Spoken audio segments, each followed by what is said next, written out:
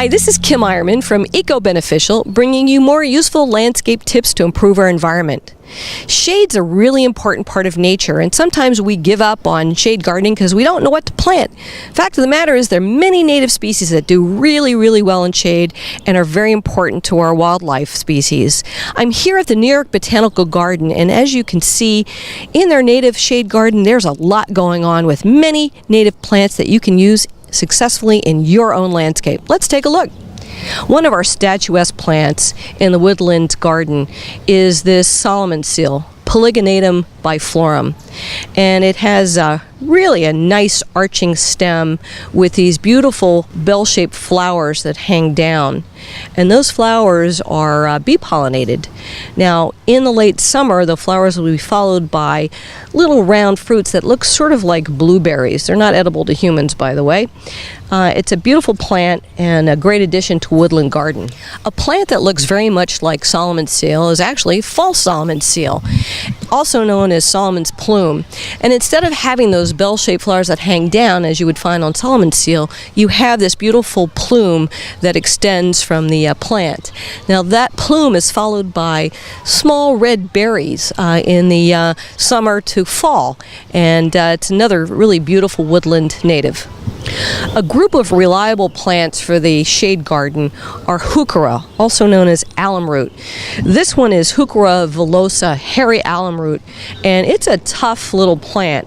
It'll take quite a bit of dry condition, although be careful, not under conifers. And later in the summer, it will send up a flowering stalk that's really quite pretty. It's subtle but beautiful. Let's take a look at another alum root. Here we have Heuchera Americana, American Heuchera, or common alum root, and it has a very pretty foliage, which can differ from plant to plant, but you'll see the beautiful coloration on the foliage. In the spring, it sends up these flower stalks that will turn a bit pinky white and fully white as they mature.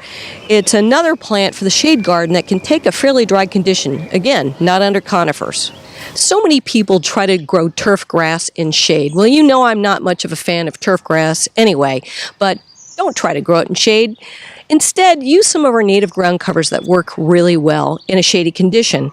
Here's a combination of dwarf crested iris, Iris cristata, and a sedge. This is seersucker sedge, so named for the crinkly leaves that it has. And the name for that is Carex platagenea. Now, it's a beautiful effect. We've got the flowers from the Iris cristata that are really compelling, and I've seen several cases where a full blooming carpet of this is present, and it's really spectacular.